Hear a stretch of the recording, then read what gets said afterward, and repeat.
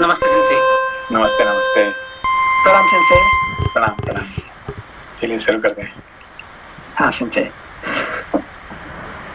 पृष्ठ संख्या 497।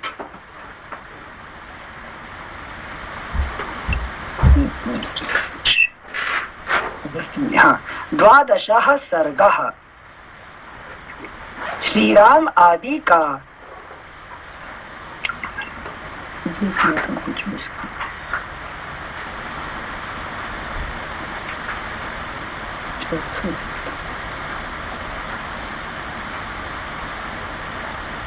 क्या हुआ अंदर से? हम कंफ्यूज है कि हमने पेज 497 पढ़ लिया था कि नहीं। नहीं वो जो लास्ट है द्वादश सर्ग से शुरू होते हैं। 497 से पढ़ना। Okay sensei, sorry sensei. पृष्ठ संख्या 497। द्वादशः सर्गः। श्रीराम आदि का अगस्त्य के आश्रम में प्रवेश, अतिथि सत्कार तथा मुनि की ओर से उन्हें दिव्य अस्त्र शस्त्रों की प्राप्ति। श्री रामचंद्र जी के छोटे भाई लक्ष्मण ने आश्रम में प्रवेश करके अगस्त्य जी के शिष्य से भेंट की और उनसे यह बात कही। मुने, अयोध्या में जो दशरथ नाम से प्रसिद्ध राजा थे, उन्हीं के ज्येष्ठ पुत्र महाबली श्री रामचंद्र जी अपनी पत्नी सीता के साथ महर्षि का दर्शन करने के लिए आए हैं। मैं उनका छोटा भाई, हितैषी और अनुकूल चलने वाला भक्त हूँ। मेरा नाम लक्ष्मण है। एक प्रश्न। हाँ भैया। जैसे जो वातापी और इल्बल की जो कहानी गई थी, तो इसमें वातापी है, इसका संबंध किसी मनुष्य के शरीर के रोग से है क्या? जैसे वात या फिर गैस्ट्रो के जो रोग होते हैं, वात से रिलेटेड? नहीं, वात मतलब जो वायु को वात कहते हैं, ठीक है ना? है कि नहीं?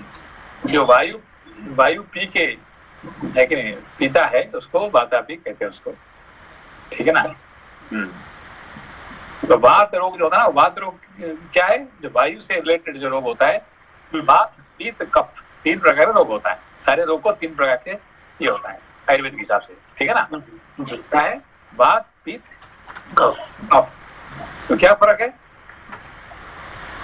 एक जो है वो वात जो है वो वायु से रिलेटेड रोग है मनुष्य के, और पित्त मतलब एसिड से रिलेटेड है, और कफ जो है आई थिंक हमारी रेस्पिरेटरी या फिर जल से रिलेटेड है। हाँ, नहीं, एक तो हमारे जो 3 जो है, हमारे 5 भूत से शरीर बनता है, ठीक है ना? शरीर 5 भूत से बनता है।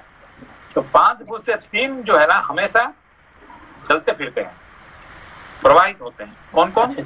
वायु, जल और अग्नि, जी, ठीक है ना? इनका ऊपर नीचे होता है। बाकी 2 का, आकाश का ऊपर नीचे नहीं होता है ना, पृथ्वी का ऊपर नीचे होता है। ये 3 का ऊपर नीचे होता है। कौन? वायु, अग्नि और जल, ठीक है ना? वायु से रिलेटेड जो बीमारी होता है उसको कहते हैं वात, ठीक है ना?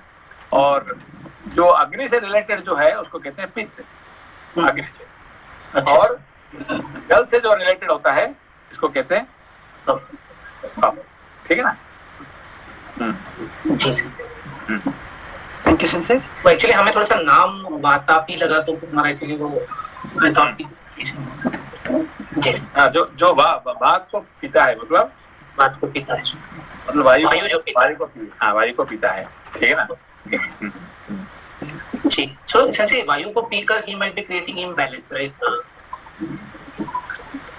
नहीं, वायु को पीना तो ठीक है, और वायु को जो पी के उसको इस्तेमाल करते हैं, क्या कहते हैं, वो पावर दिखाते हैं, इसको कहते हैं वातापी, ठीक है ना? वो क्या करते हैं?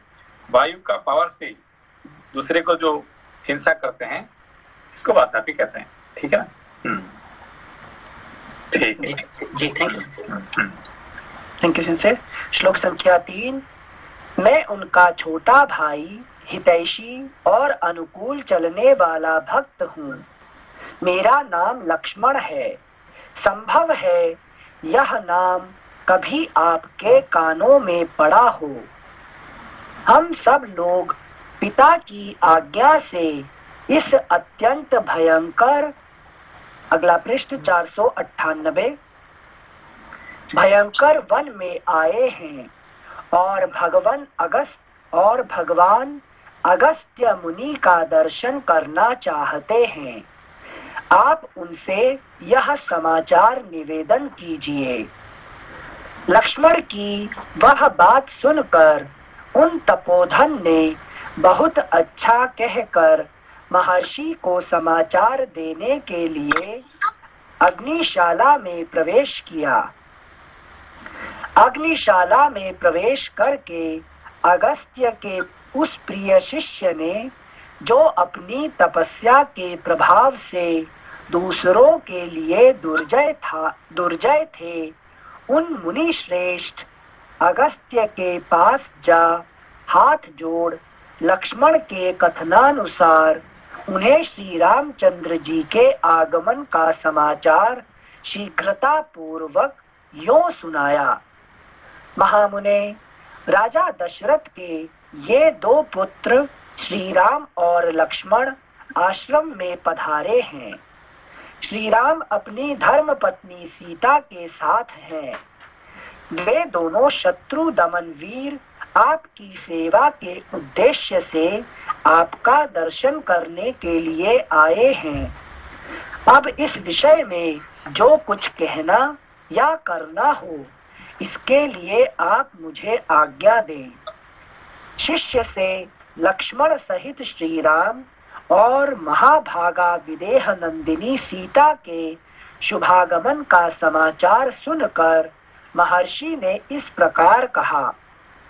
सौभाग्य की बात है कि आज चिरकाल के बाद श्री रामचंद्र जी स्वयं ही मुझसे मिलने के लिए आ गए। मेरे मन में भी बहुत दिनों से यह अभिलाषा थी कि वे एक बार मेरे आश्रम पर पधारते। जाओ, पत्नी सहित श्री राम और लक्ष्मण को सत्कार पूर्वक आश्रम के भीतर मेरे समीप ले आओ। तुम अब तक उन्हें ले क्यों नहीं आए? धर्मज्ञ महात्मा अगस्त्य मुनि के ऐसा कहने पर शिष्य ने हाथ जोड़कर उन्हें प्रणाम किया और कहा, बहुत अच्छा, अभी ले आता हूँ।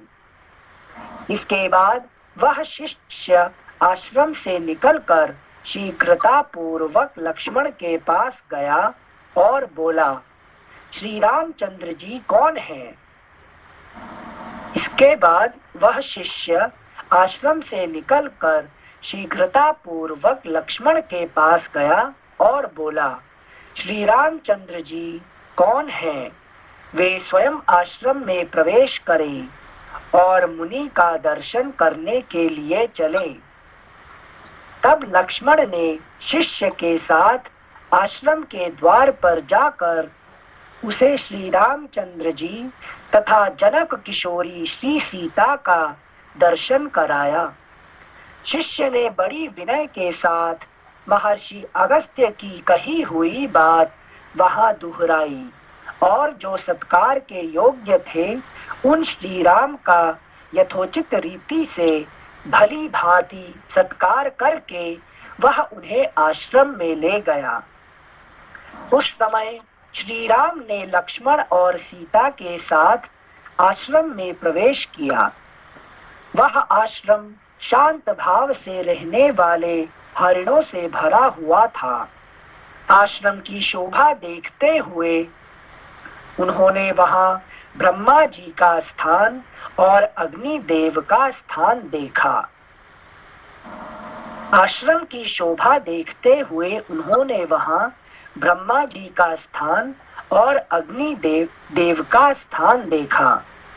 फिर क्रमशः भगवान विष्णु, महेंद्र, सूर्य, चंद्रमा, भग, कुबेर, धाता, विधाता, वायु, पाशधारी महात्मा वरुण, गायत्री, वसु, नागराज अनंत, गरुड़, कार्तिकेय, तथा धर्मराज के पृथक पृथक स्थान का निरीक्षण किया। इतने ही में मुनिवर अगस्त्य भी शिष्यों से घिरे हुए अग्निशाला से बाहर निकले। वीर श्री राम ने मुनियों के आगे आगे आते हुए उद्दीप्त तेजस्वी अगस्त्य जी का दर्शन किया और ये अगस्त्य जी के आश्रम में ये छोटे छोटे उनके स्थान, मतलब उनके पूजा के स्थान है ये जो देवताओं के हैं।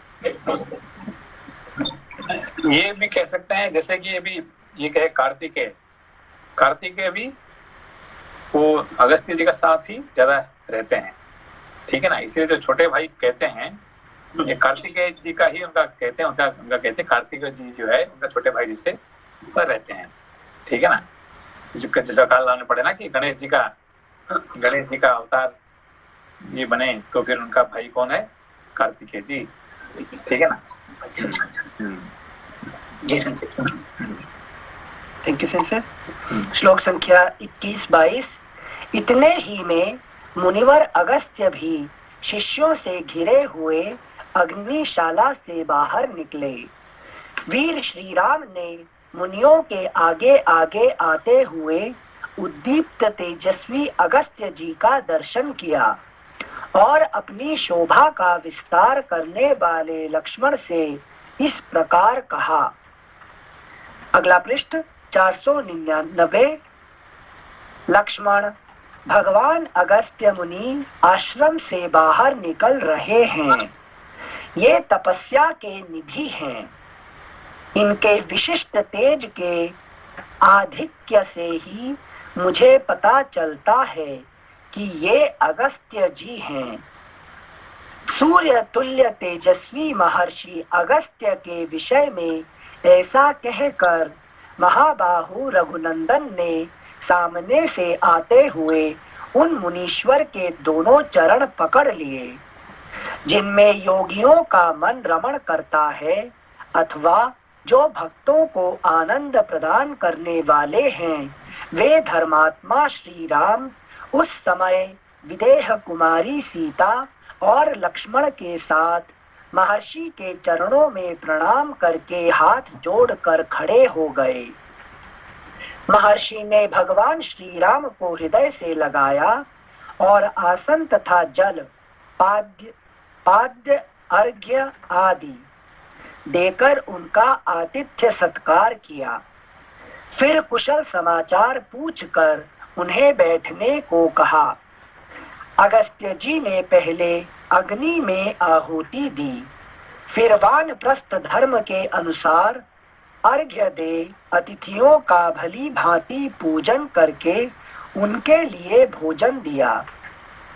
धर्म के ज्ञाता मुनिवर अगस्त्य जी पहले स्वयं बैठे, फिर धर्मज्ञ श्री रामचंद्र जी हाथ जोड़कर आसन पर विराजमान हुए। इसके बाद महर्षि ने उनसे कहा, काकुत्स्थ वानप्रस्थ को चाहिए कि वह पहले अग्नि को आहुति दे, तदनंतर अर्घ्य देकर अतिथि का पूजन करे। जो तपस्वी इसके विपरीत आचरण करता है उसे झूठी गवाही देने वाली भांति परलोक में अपने ही शरीर का मांस खाना पड़ता है। आप संपूर्ण लोक के राजा, महारथी और धर्म का आचरण करने वाले हैं तथा मेरे प्रिय अतिथि के रूप में इस आश्रम पर पधारे हैं। अतएव आप हम लोगों के माननीय एवं पूजनीय हैं। ऐसा कहकर महर्षि अगस्त्य ने फल, मूल तथा अन्य उपकरणों से इच्छानुसार भगवान श्री राम का पूजन किया। तत्पश्चात अगस्त्य जी उनसे इस प्रकार बोले, पुरुष सिंह, यह महान दिव्य धनुष विश्वकर्मा जी ने बनाया है। इसमें सुवर्ण और हीरे जड़े हैं। यह भगवान विष्णु का दिया हुआ है तथा यह जो सूर्य के समान देदीप्यमान अमोघ उत्तम बाण है, ब्रह्मा जी का दिया हुआ है। इनके सिवा इंद्र ने ये 2 तर्कस दिए हैं जो तीखे तथा प्रज्वलित अग्नि के समान तेजस्वी बाणों से सदा भरे रहते हैं, कभी खाली नहीं होते। साथ ही यह तलवार भी है जिसकी मूठ में सोना जड़ा हुआ है। इसकी म्यान भी सोने की ही बनी हुई है। श्री राम पूर्व काल में भगवान विष्णु ने इसी धनुष से युद्ध में बड़े बड़े असुरों का संहार करके देवताओं की उद्दीप्त लक्ष्मी को उनके अधिकार से लौटाया था। मानद, आप यह धनुष, ये दोनों तरकस, ये बाण और यह तलवार राक्षसों पर विजय पाने के लिए ग्रहण कीजिए, ठीक उसी तरह जैसे वज्रधारी इंद्र वज्र ग्रहण करते हैं। ऐसा कहकर महान तेजस्वी अगस्त्य ने सभी श्रेष्ठ आयुध श्री रामचंद्र जी को सौंप दिए। ऐसा कहकर महान तेजस्वी अगस्त्य ने वे सभी श्रेष्ठ आयुध श्री रामचंद्र जी को सौंप दिए। तत्पश्चात वे फिर बोले। इस प्रकार श्री वाल्मीकि निर्मित आर्ष रामायण आदि काव्य के अरण्य कांड में 12वां सर्ग पूरा हुआ। सिंसे विश्वामित्र जी तो राम जी और लक्ष्मण जी को सब दिव्यास्त्र दे चुके थे ना ऑलरेडी? नहीं, दिव्यास्त्र बहुत प्रकार के होते हैं, ठीक है ना। अच्छा, सारे ऋषि मुनि के पास अलग अलग दिव्यास्त्र होता है, ठीक है ना। तो जहाँ जहाँ जाते हैं, जो कहा ना कि जो साधक होते हैं, जो छोटे होते हैं, वो तो राम को मांगते हैं, भाई हमको ये दीजिए, हमको वो दीजिए, हमको रक्षा कीजिए। मगर जो बड़े अगस्त्य जैसे मुनि होते हैं, वो दिव्यास्त्र राम जी को देते हैं, ठीक है ना। विश्वामित्र दिए, पहले वशिष्ठ दिए, फिर विश्वामित्र दिए, फिर अगस्त्य दिए, फिर आखिरी मुनि सीता जी को दिए, है कि नहीं। इस तरह से इन लोग देते हैं, ठीक है। अच्छा, ओके। मतलब ऐसा नहीं कि शस्त्र एक ऋषि ने सारा पूरा कोटा टाइप दे दिया सारी? नहीं, सारी और भी, और आगे भी और भी मिलेगा, ठीक है ना। हाँ, क्योंकि आप जितने खाना खाते हैं, क्या एक दिन में भर जाता है क्या? लेकिन जिंदगी भर खाना पड़ता है, ठीक है ना। हाँ, तो इसलिए ये ऐसे ही अस्त्र शस्त्र भी जिंदगी भर प्राप्त होना पड़ता है, ठीक है ना। अच्छा, जैसे प्रश्न पूछने का रीजन था कि अगस्त्य जी के पास जा रहे हैं और राम जी जा रहे हैं, तो अगर मिलने के बाद अस्त्र शस्त्र या दिव्यास्त्र मिले, प्रयोजन है इसलिए मिल रहे, वो समझ में आया। लेकिन जैसे कृष्ण से मिलना हो और उनसे संपत्ति मांगो, तो क्या मांगा, वैसा सोच के कंफ्यूज हुए थे। तो यहाँ पर अगस्त्य जी उनको शस्त्र दे रहे हैं क्योंकि प्रयोजन है अभी उसका, इस सेंस में। नहीं, एक तो प्रयोजन है, दूसरा बात है कि आप जब किसी महात्मा के पास जाएंगे तो कुछ तो मिलेगा ना। हाँ, है कि नहीं। जैसे नचिकेता गया यमराज के पास, उन्होंने एक साथ 3 बार दे दिए, फिर कहते नहीं 3 बार में कम हो गया, फिर और एक ले लीजिए, और एक ले लीजिए करके वो देते रहते हैं, है कि नहीं। हाँ। ये जो देवताओं का गुण क्या होता है कि देने का, ठीक है ना। दे लाइक टू गिव, ठीक है ना। और जो राक्षस लोग का काम क्या होता है, असुर लोग का, दे लाइक टू टेक, है कि नहीं। आपके पास हम आएंगे तो आप क्या देंगे, और देवता पास जाएंगे तो हमारे पास आप आए, हम आपको क्या दे सकते हैं, यही फर्क है। अच्छा, ठीक है। हाँ, किसको राक्षस बोलेंगे, आपके पास, अनिल जी आपके पास हम आ गए, आप तो क्या देंगे बताइए, क्या खिलाएंगे, लेकिन क्या खिलाएंगे, क्या देंगे, उसका मतलब मान लो ये राक्षस है, राक्षस है कि नहीं। मगर आपको जहाँ पे जाएंगे आपको क्या देंगे, क्या आपको देंगे, तो वो हाथ उल्टा रहेगा तो फिर क्या होगा, वो क्या देवता होते हैं, ठीक है ना। जैसे कृष्ण का जो दोस्त है सुदामा, है कि नहीं, तो इन्होंने क्यों गए थे कृष्ण को मिलने के लिए, तो देने के लिए, देने के लिए, ठीक है ना। उनको वो, मगर उनका पत्नी क्या बोली, तुम जाओ, तो जाने से कुछ मिल जाएगा, है कि नहीं। तो उन्होंने क्या कि मुझे क्या मिलेगा, है कि नहीं, मुझे जो मिला तो मिल चुका है मुझे, है कि नहीं, और क्या चाहिए मुझे, नहीं तुम जाओ जरूर, है कि नहीं। तो जाएंगे तो कुछ ना कुछ मिलेगा, तो मुझे तो कुछ मिलना नहीं है कि नहीं, मुझे जो कुछ मिल गया है, मगर तुम्हारे तरफ से मैं जाऊंगा तो ठीक है, तुम्हें कुछ मिल जाता ठीक है कि नहीं। तो जो मिला है किसको, उसका पत्नी को मिला है, मगर उसको कुछ नहीं मिला, ठीक है ना। सुदामा जी को, हाँ, तारी लक्ष्मी को कुछ नहीं मिला, ठीक है ना। तो इन्होंने ये लक्ष्मी जी पूछ भी लिए कि भाई आपको है कि नहीं, आपको क्या चाहिए, मुझे क्या चाहिए, तो आप आए क्यों, मैं आपको देने के लिए मैं आया हूँ, है कि नहीं। हाँ, क्यों, मैं आप देने देता के हूँ, नहीं मैं देता हूँ, लेता नहीं जिंदगी में किसी से, ठीक है ना। तो मुझे लक्ष्मी को क्या देंगे, लक्ष्मी जो कमी होता है मैं वो दे देता हूँ, है कि नहीं। हाँ, तो कहते लक्ष्मी जी के पास जो कम पड़ रहे हैं वो भी मैं दे दूंगा, है कि नहीं। सुदामा जी बोल रहे हैं, सुदामा जी क्या दिया, सत्तू दिए थे ना, भक्ति मतलब नहीं वो तो इनको दिए थे, कृष्ण को दिए थे। अच्छा, आशीर्वाद, क्या देते, आशीर्वाद, क्या आशीर्वाद देते, पुत्र हाँ उनका 10 पुत्र, जो सबका 10 पुत्र हुआ है, पहले लक्ष्मी जी को उन्होंने 10 पुत्र का कहते ठीक है, तुम अभी तक इतने साल शादी हो गया, तुम्हारा पुत्र नहीं है कि नहीं, मैं पुत्र देता हूँ, वरदान देता हूँ, तो 10 पुत्र दे देते हैं। फिर सत्यभामा आ गया, भाई हमें भी चाहिए, तो एक एक करके, है कि नहीं। तो 16,108 पूरा जो लंबा लाइन लगे, तो फिर क्या बोलते हैं, कृष्ण जी भी इतना लंबा लाइन क्यों है, आप ही कहा जाओ, तुमको भी दे देता हूँ और तुम सबको बांट देना, ठीक है ना।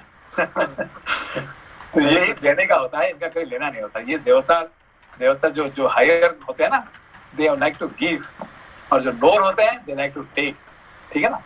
इनके सेंस है, यही फर्क है, वो कौन लोअर है कौन हायर, जो लेगा वो लोअर है, जो देगा वो हायर है, सेलेस्टियल है, ठीक है ना।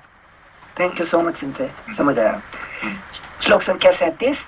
ऐसा कहकर महान तेजस्वी अगस्त्य ने वे सभी श्रेष्ठ आयुध श्री रामचंद्र जी को सौंप दिए।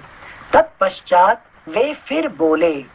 इस प्रकार श्री वाल्मीकि निर्मित आर्ष रामायण आदि काव्य के अरण्य कांड में 12वां सर्ग पूरा हुआ। अगला पृष्ठ 513। हाँ भैया, जैसे ये ऊपर वाले श्लोक में 33 में ये ब्रह्मदत्त है, एक अस्त्र जो है, ये ब्रह्मास्त्र ही हो सकता है क्या? 30 कौन से किस नंबर? 33। एक बार पढ़ते से दोबारा। 33। पुरुष सिंह, यह महान दिव्य धनुष विश्वकर्मा जी ने बनाया है। इसमें सुवर्ण और हीरे जड़े हैं। यह भगवान विष्णु का दिया हुआ है तथा यह जो सूर्य के समान देदीप्यमान अमोघ उत्तम बाण है, ब्रह्मा जी का दिया हुआ है। इनके सिवा इंद्र ने ये 2 तरकस दिए हैं, जो तीखे तथा प्रज्वलित अग्नि के समान तेजस्वी बाणों से सदा भरे रहते हैं, कभी खाली नहीं होते।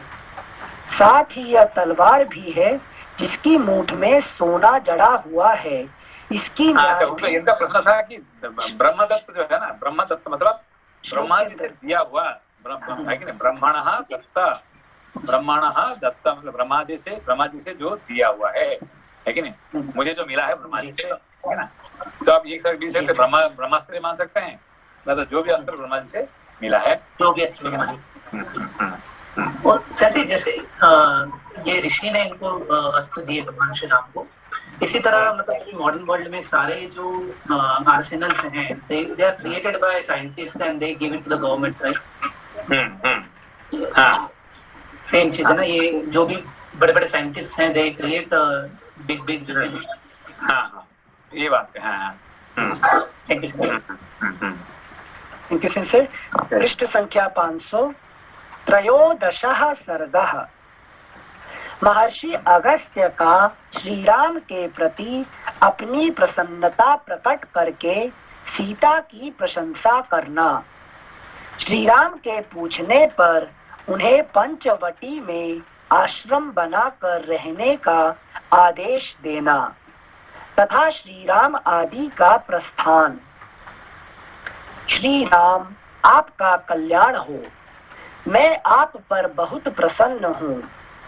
लक्ष्मण, मैं तुम पर भी बहुत संतुष्ट हूँ।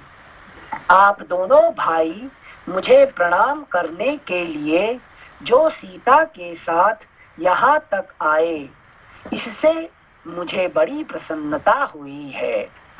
प्रणाम करने के लिए इतनी दूर तक आए हैं, ठीक है ना। हाँ, थैंक यू। श्लोक संख्या 2। रास्ता चलने के परिश्रम से आप लोगों को बहुत थकावट हुई है। इसके कारण जो कष्ट हुआ है वह आप दोनों को पीड़ा दे रहा होगा। मिथिलेश कुमारी जानकी भी अपनी थकावट दूर करने के लिए अधिक उत्कंठित हैं। यह बात स्पष्ट ही जान पड़ती है। यह सुकुमारी है और इससे पहले इसे ऐसे दुखों का सामना नहीं करना पड़ा है। वन में अनेक प्रकार के कष्ट होते हैं, फिर भी यह पति प्रेम से प्रेरित होकर यहाँ आई है। श्री राम, जिस प्रकार सीता का यहाँ मन लगे, जैसे भी यह प्रसन्न रहे, वही कार्य आप करें। श्री राम, जिस प्रकार सीता का यहाँ मन लगे, जैसे भी यह प्रसन्न रहे, वही कार्य आप करें। वन में आपके साथ आकर इसने दुष्कर कार्य किया है। रघुनंदन, सृष्टि काल से लेकर अब तक स्त्रियों का प्रायः यही स्वभाव रहता आया है कि यदि पति सम अवस्था में है, अर्थात धन धान्य से संपन्न, स्वस्थ एवं सुखी है, तब तो वे उसमें अनुराग रखती हैं। परंतु यदि वह विषम अवस्था में पड़ जाता है, दरिद्र एवं रोगी हो जाता है, तब उसे त्याग देती हैं। स्त्रियां विद्युत की चपलता, शस्त्रों की तीक्ष्णता तथा गरुड़ एवं वायु की तीव्र गति का अनुसरण करती हैं। आपकी यह धर्म पत्नी सीता इन सब दोषों से रहित है। स्पृहणीय एवं पतिव्रताओं में उसी तरह अग्रगण्य है जैसे देवियों में अरुंधति। शत्रु दमन श्री राम आज से इस देश की शोभा बढ़ गई, जहां सुमित्रा कुमार लक्ष्मण और विदेह नंदिनी सीता के साथ आप निवास करेंगे। मुनि के ऐसा कहने पर श्री रामचंद्र जी ने प्रज्वलित अग्नि के समान तेजस्वी उन महर्षि से दोनों हाथ जोड़कर यह विनय युक्त बात कही। भाई और पत्नी सहित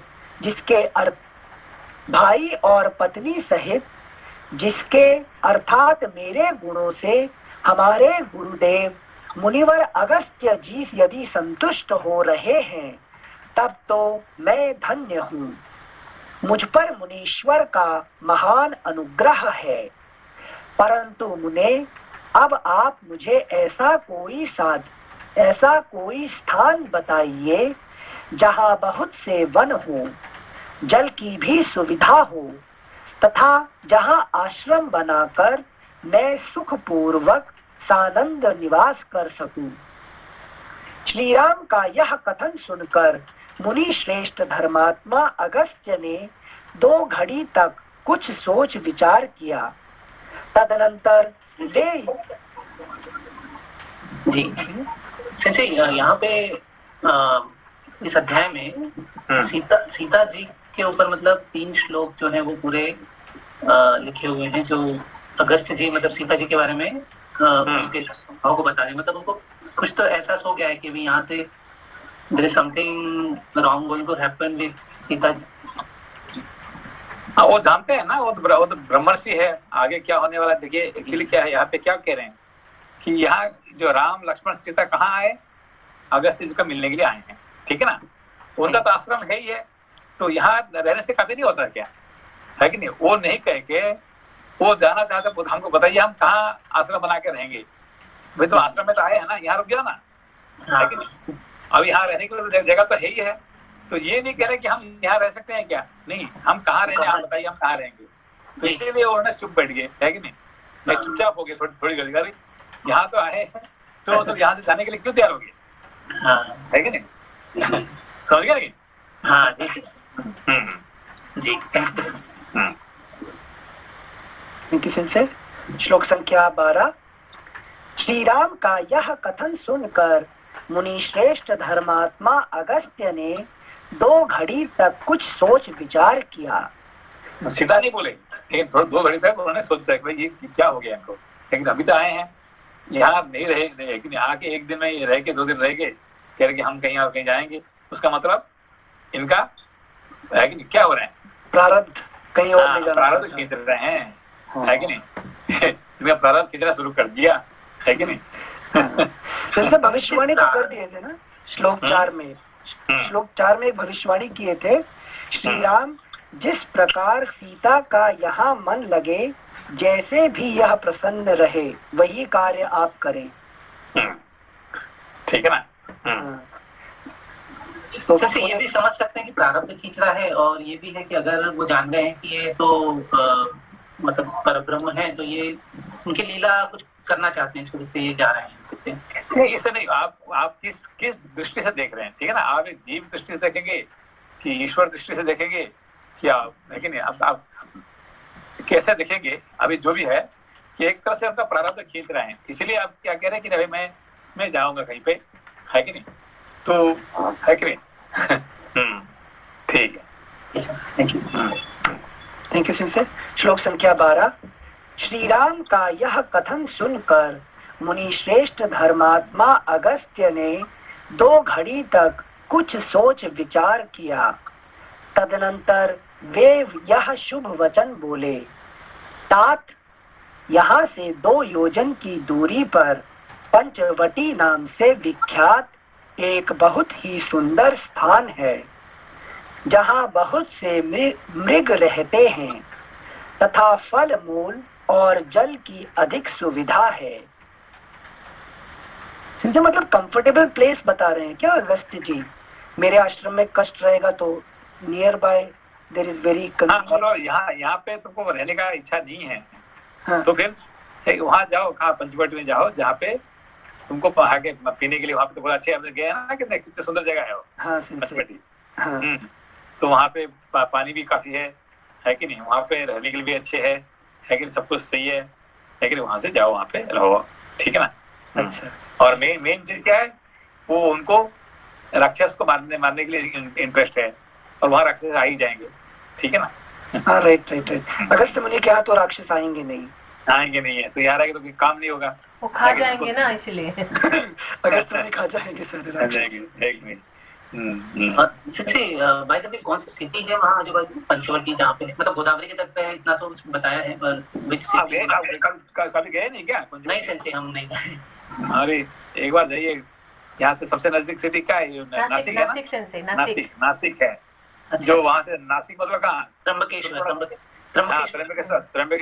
जहाँ राम और कृष्ण लीला किए हैं, हमेशा वहाँ पे शिव जी का मंदिर, ज्योतिर्लिंग होना जरूरी है कि शिव जी का ज्योतिर्लिंग नहीं होता तो वहाँ पे राम और कृष्ण लीला नहीं करेंगे, ठीक है ना।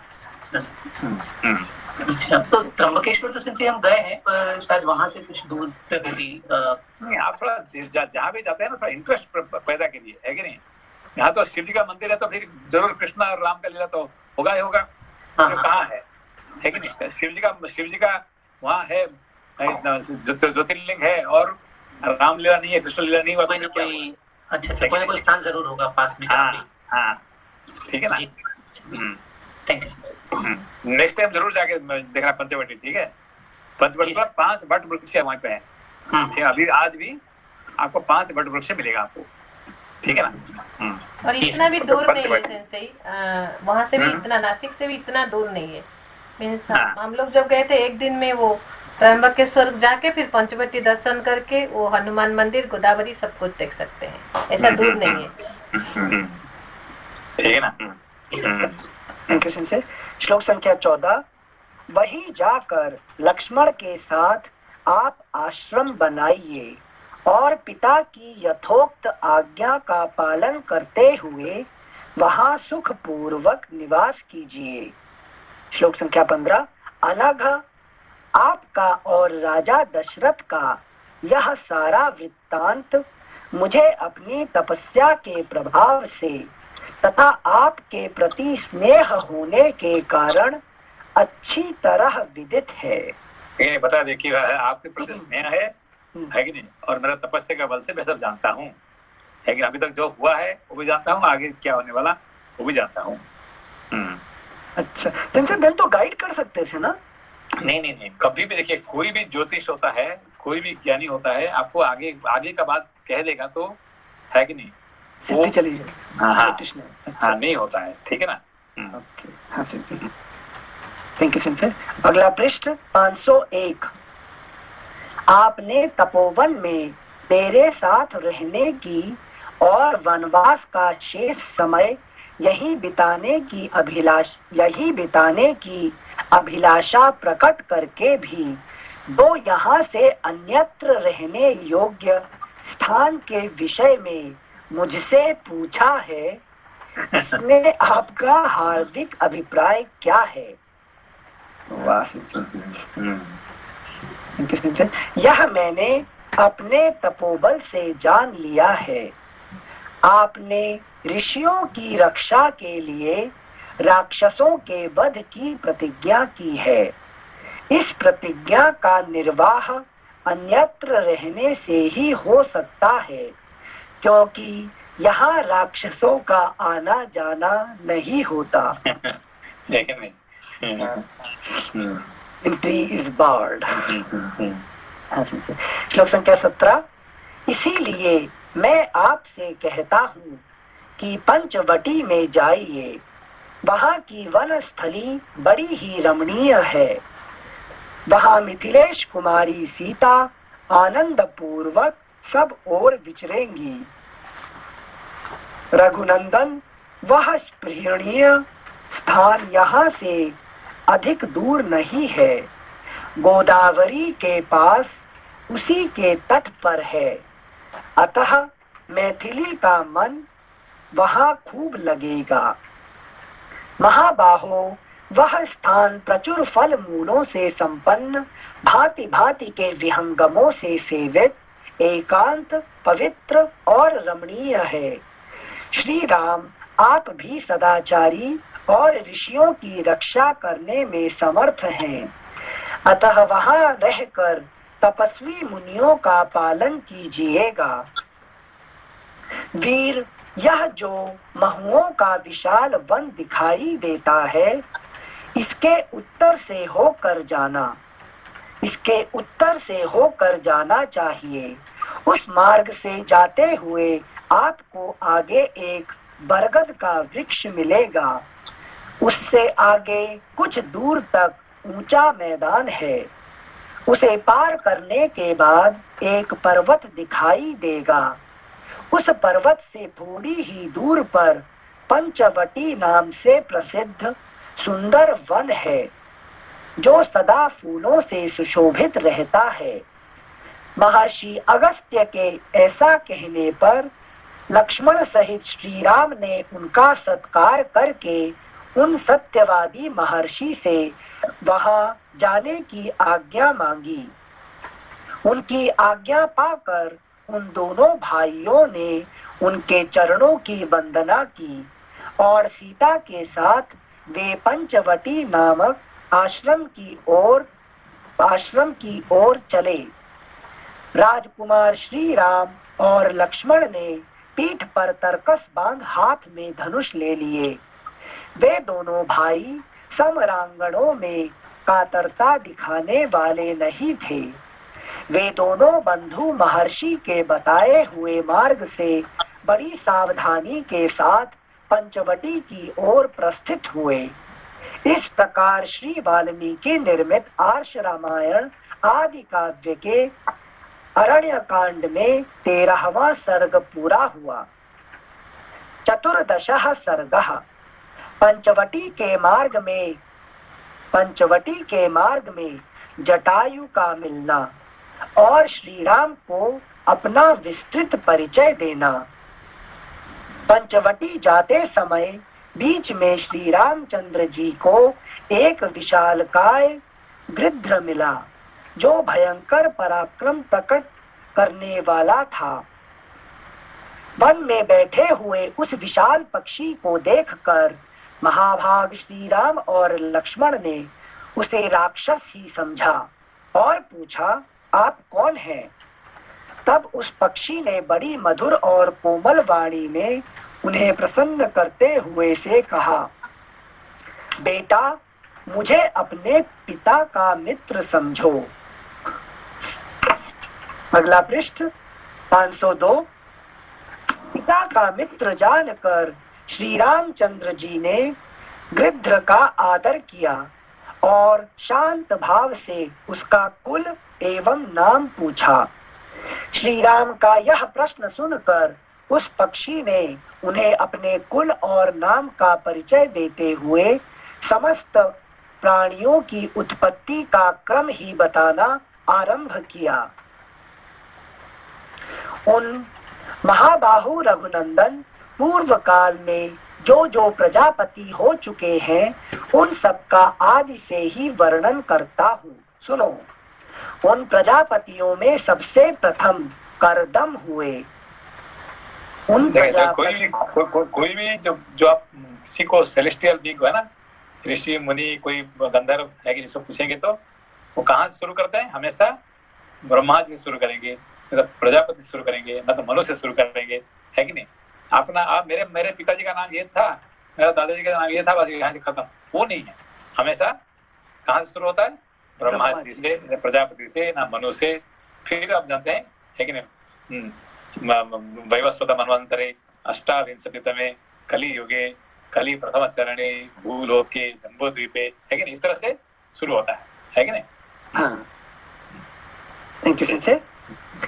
सेंसे प्रजापति से चालू कर रहे हैं ना ये कर्तन। मगर हम लोग शुरू करते हैं, कहाँ शुरू करते हैं? ब्रह्मा जी से ना सेंसे? ब्रह्मा जी से नहीं है, कश्यप पहले। अच्छा, और ब्रह्मा जी से? हाँ, ओम से सेंसे प्रणव। कहाँ शुरू करते हैं हम? ओम श्री विष्णु वहाँ से दिन अद्य ब्रह्मण परमात्मने श्री पुराण पुरुषोत्तमाय, वहीं से शुरू करते हैं। ठीक है, ठीक है, थैंक यू सेंसे। सेंसे एक मिनट, मतलब जो संकल्प करते हैं वो भी हम संकल्प मतलब जो करते हैं, जो हम अपना परिचय देते हैं, भाई हम कौन है कि नहीं? अभी हम जन्माष्टमी गणेश पूजा करने जा रहे हैं, भाई आप है कौन, है कि नहीं? आप किसके लिए करने जा रहे हैं, है कि नहीं? भाई मैं वही हूँ और वो हमारा यजमान वो है कि नहीं? हम दोनों कौन सा समय पे हैं, कौन सा जगह पे हैं? तो हमेशा क्या होता है, शुरू होता है कहाँ से? पूरा विश्व से शुरू होता है, पूरा, है कि नहीं? ये पूरा मतलब विराट पुरुष से शुरू होता है, ठीक है ना?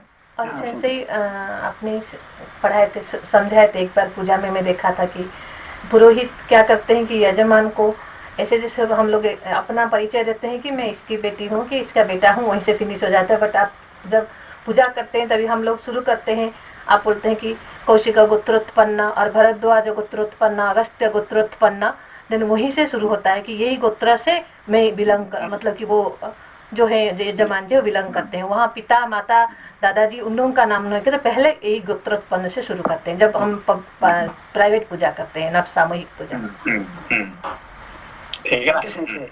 ज्ञान काम आएगा। थैंक यू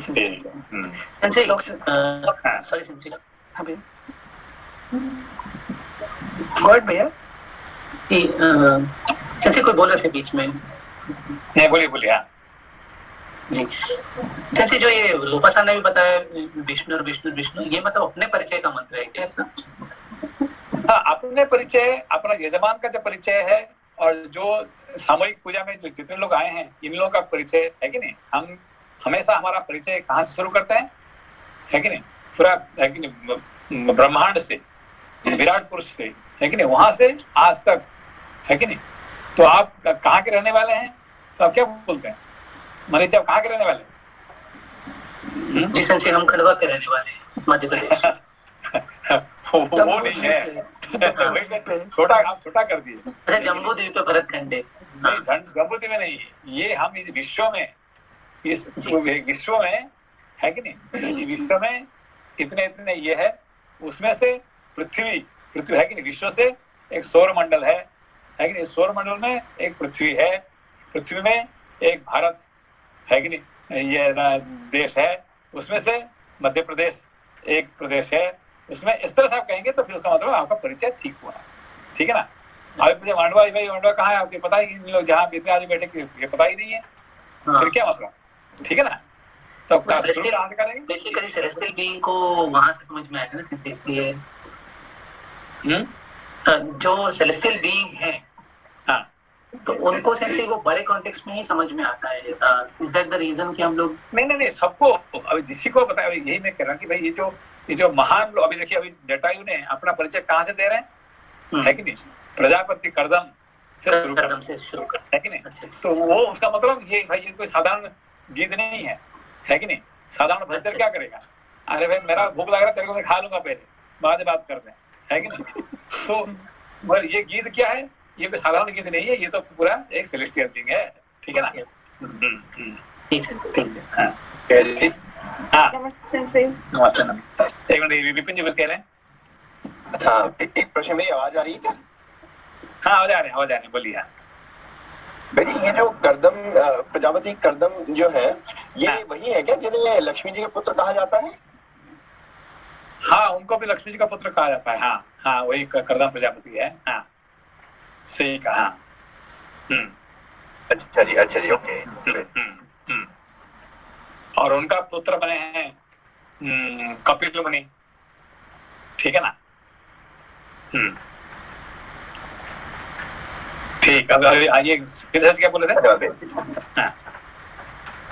सेंसई मनीला बोल रही थी। नमस्ते। हाँ बोलिए। सेंसई वो पूजा में स्थान काल पात्र मतलब जरूरी होता है। हाँ। तो ये सामूहिक पूजा में यही 3 को हम लोग रेफर करते हैं। हाँ, स्थान, अभी कौन सा स्थान में आप है, हाँ। कौन सा काल में है, और आप कौन है, ये 3 बताना पड़ता है, ठीक है ना। हम कौन सा स्थान में है ना, अभी आप क्या से नहीं, आप कह रहे मैं अभी बेंगलोर में हूँ, तो बेंगलोर में आपको क्या करना पड़ेगा, मैं ये विश्व में, पूरा विश्व में है कि एक सौरमंडल है, सौरमंडल में एक पृथ्वी करके एक ये है, पृथ्वी में एक भारत, एशिया है, एशिया में भारत है, भारत में एक कर्नाटक देश है, उसमें से हाँ बेंगलोर में है, बेंगलोर से फिर कहाँ है, ये आपको आपका परिचय होगा, ठीक है ना। हाँ धन्यवाद सेंसई। हाँ ओके। श्लोक संख्या 7। उन प्रजापतियों में सबसे प्रथम कर्दम हुए, तदनंतर दूसरे प्रजापति का नाम विकृत हुआ, तीसरे शेष, चौथे संश्रय और 5वें प्रजापति पराक्रमी बहुपुत्र हुए, छठे स्थाणु, 7वें मरीचि, 8वें अत्रि, 9वें महान शक्तिशाली क्रतु, 10वें पुलस्त्य, 11वें अंगिरा, 12वें प्रचेता वरुण और 13वें प्रजापति पुलह हुए, 14वें दक्ष, 15वें विवस्वान, 16वें अरिष्टनेमी और 17वें प्रजापति महातेजस्वी कश्यप हुए। रघुनंदन, यह कश्यप जी अंतिम प्रजापति कहे गए हैं। ये क्या अंतिम प्रजापति कौन है, कश्यप है, ठीक है ना। उसके बाद कोई प्रजापति नहीं हुए हैं, समझ में आती है। मतलब इसके बाद से मनुष्य संख्या चालू हो गई, इसलिए जो प्रजापति जो है, अंतिम प्रजापति कौन है, कश्यप है। लेकिन इसीलिए जो जिसका गोत्र पता नहीं होता है उसको क्या बोलते हैं, कश्यप गोत्र। क्योंकि उसके बाद कोई प्रजापति हुई नहीं है, तो बस उनका आखिरी नाम ले लो, हो गया आपका काम। Thank you sensei. जिसका गोत्र पता नहीं, आप क्या बोलो, कश्यप गोत्र, कश्यप गोत्र से है कि नहीं। Thank you sensei. श्लोक संख्या 9 एक बार फिर से पढ़ रहे हैं। 14वें दक्ष, 15वें विवस्वान, 16वें अरिष्टनेमी और 17वें प्रजापति महातेजस्वी कश्यप हुए। रघुनंदन, यह कश्यप जी अंतिम प्रजापति कहे गए हैं। महायशस्वी श्री राम, प्रजापति दक्ष के 60 यशस्विनी कन्याएं हुई, जो बहुत ही विख्यात थी। उनमें से 8 फुटनोट, यद्यपि पुराण ग्रंथों में कश्यपाय त्रयोदश इत्यादि वचनों द्वारा कश्यप की 13 पत्नियों का उल्लेख किया गया है, तथापि यहाँ जिस संतान परंपरा का वर्णन करना है उसमें इन 8 का ही उपयोग है, इसलिए यहाँ 8 की ही संख्या दी गई है। मतलब 8 मेन है, ठीक है ना? हाँ, थैंक यू। श्लोक संख्या 11। उनमें से 8 सुंदरी कन्याओं को प्रजापति कश्यप ने पत्नी रूप में ग्रहण किया, जिनके नाम इस प्रकार हैं: अदिति, दिति, दनु, कालका, ताम्रा, क्रोधवशा, मनु और अनला। जिनसे सुरभि वगैरह, सुरभि नहीं है ना? उनका नाम बदलता रहेगा, अब छोड़ दीजिए उसमें, क्योंकि पुराण के हिसाब से वो नाम बदलता रहेगा और समय के अनुसार भी बदलता रहेगा, ठीक है ना? ठीक है संजय, हाँ संजय, ठीक है संजय। तदनंतर उन कन्याओं से प्रसन्न होकर कश्यप जी ने फिर उनसे कहा, देवियों, तुम लोग ऐसे पुत्रों को जन्म दोगी जो तीनों लोगों का भरण पोषण करने में समर्थ और मेरे समान तेजस्वी होंगे। महाबाहु श्री राम इनमें से अदिति, दिति, दनु और कालका, इन चारों ने कश्यप जी की कही हुई बात को मन से ग्रहण किया, परंतु शेष स्त्रियों ने उधर मन नहीं लगाया। उनके मन में वैसा मनोरथ नहीं उत्पन्न हुआ। शत्रुओं का दमन करने वाले रघुवीर अदिति के गर्भ से 33 देवता उत्पन्न हुए। 12 आदित्य, 8 वसु, 11 रुद्र और 2 अश्विनी कुमार। शत्रुओं को ताप देने वाले श्री राम ये ही 33 देवता हैं। तात दिति ने दैत्य नाम, हम क्या कहते हैं 33 कोटि देवता, 33 कोटि मतलब 33 वैरायटी, ठीक है ना? नॉट क्रोर, 33 वैरायटी, ठीक है ना? हाँ संजय, थैंक यू संजय। श्लोक संख्या 15। तात दिति ने दैत्य नाम से प्रसिद्ध यशस्वी पुत्रों को जन्म दिया। पूर्व काल में वन और समुद्रों सहित सारी पृथ्वी उन्हीं के अधिकार में थी। शत्रु दमन दनु ने अश्वग्रीव नामक पुत्र को उत्पन्न किया और कालका ने नरक एवं कालक नामक 2 पुत्रों को जन्म दिया। ताम्रा ने क्रौंची, भासी, शयेनी, धृतराष्ट्री तथा शुकी, इन 5 विश्वविख्यात कन्याओं को उत्पन्न किया।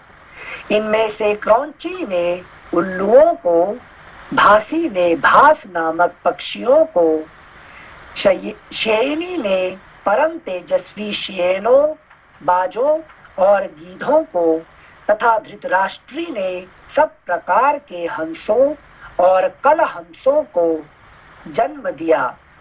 अगला पृष्ठ 503। श्री राम आपका कल्याण हो। उसी भामिनी धृतराष्ट्री ने चक्रवात नामक पक्षियों को भी उत्पन्न किया था।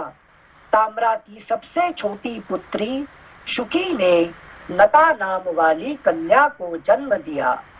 नता से विनता नाम वाली पुत्री उत्पन्न हुई। श्री राम क्रोध यहाँ नता से विनता को पैदा हुई, यहाँ पे है कि नहीं? मगर बाकी जगह पे क्या है कि विनता उनका पत्नी है, हाँ, है कि नहीं? यहाँ पे ऐसे थोड़ा फर्क पड़ता है। अच्छा, थैंक यू संजय। श्लोक संख्या 21।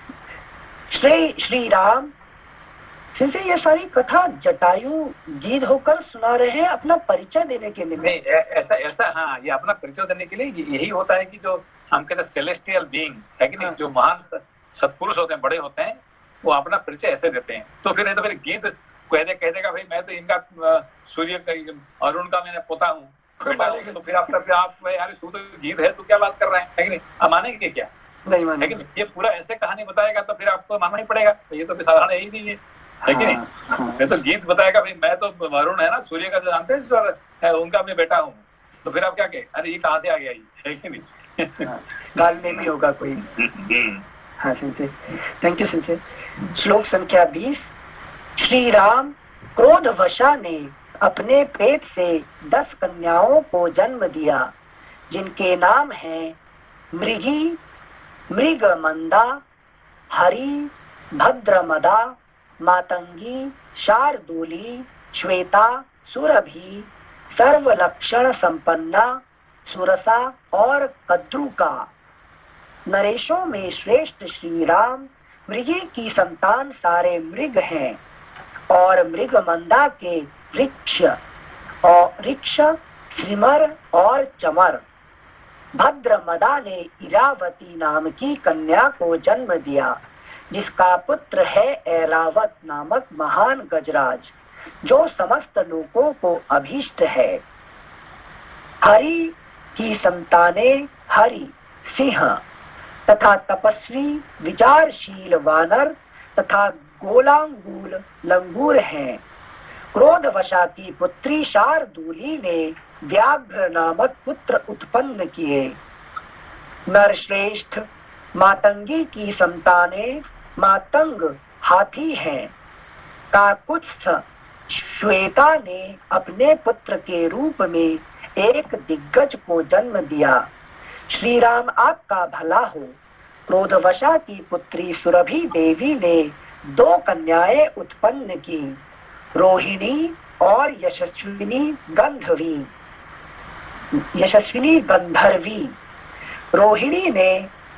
रोहिणी ने गौओं को जन्म दिया। ये उनका नाम क्रोधवशा, क्रोध को जो वश किया है, ठीक है ना। उनका जो बच्चे कैसे होते हैं, सुरभि जैसे होते हैं, ठीक है ना। Thank you sensei. श्लोक संख्या 28।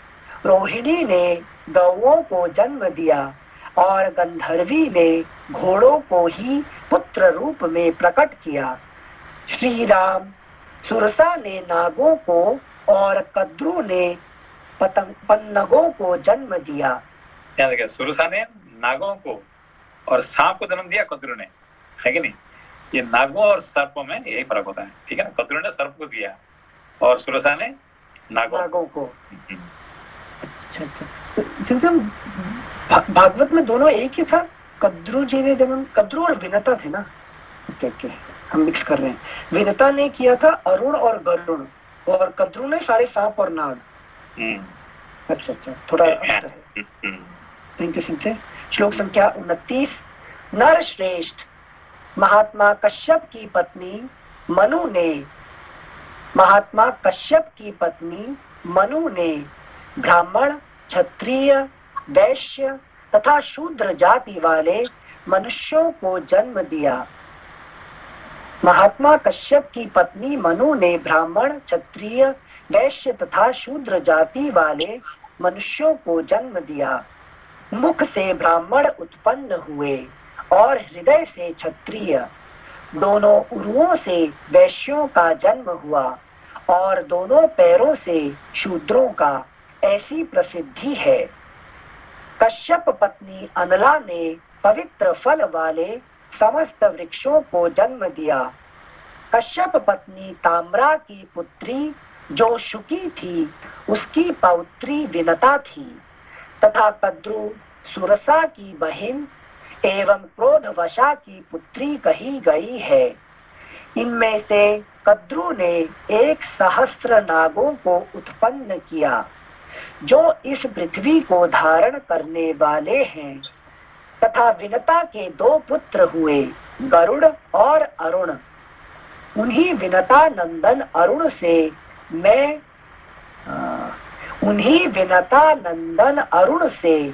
मैं तथा मेरे बड़े भाई संपाति उत्पन्न हुए। शत्रु दमन रघुवीर, आप मेरा नाम जटायु समझें। देखा है, घुमा के, लेकिन और सीधा कहता है कि भाई ऊपर देखते हैं अरुण, उनका ही मैं बेटा हूँ, तो फिर कौन मानेगा, है कि नहीं। नया चीज सीखे थे।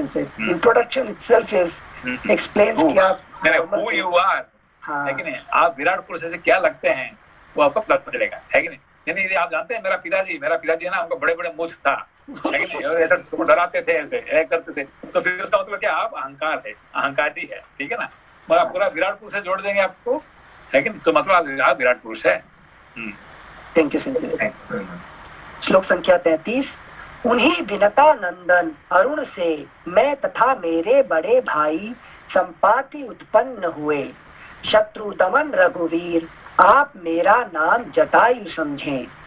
मैं शयेनी का पुत्र हूँ, ताम्रा की पुत्री जो शयेनी बताई गई है, उसी की परंपरा में उत्पन्न हुई एक शयेनी मेरी माता हुई। तात यदि आप चाहें तो मैं यहाँ आपके निवास में सहायक होऊंगा। यह दुर्गम वन मृगों तथा राक्षसों से सेवित है। लक्ष्मण सहित आप यदि अपनी पर्णशाला से कभी बाहर चले जाएं, तो इस अवसर पर मैं देवी सीता की रक्षा करूंगा। यह सुनकर श्री रामचंद्र जी ने जटायु का बड़ा सम्मान किया और प्रसन्नता पूर्वक उनके गले लगकर वे उनके सामने नतमस्तक हो गए। फिर पिता के साथ जिस प्रकार उनकी मित्रता हुई थी, वह प्रसंग मनस्वी श्री राम ने जटायु के मुख से बारंबार सुना। अगला पृष्ठ 504। तत्पश्चात वे मिथिलेश कुमारी सीता को उनके संरक्षण में सौंपकर लक्ष्मण और उन अत्यंत बलशाली पक्षी जटायु के साथ ही पंचवटी की ओर ही चल दिए। श्री रामचंद्र जी मुनिद्रोही राक्षसों को शत्रु समझकर उन्हें उसी प्रकार दग्ध कर डालना चाहते थे, जैसे आग पतंगों को जलाकर भस्म कर देती है। इस प्रकार श्री वाल्मीकि निर्मित आर्ष रामायण आदि काव्य के अरण्य कांड में 14वां सर्ग पूरा हुआ। ठीक है, ओके। प्रणाम। नमस्ते। नमस्ते सर, कल सैटरडे है, फिर परसों पढ़ेंगे। नमस्ते।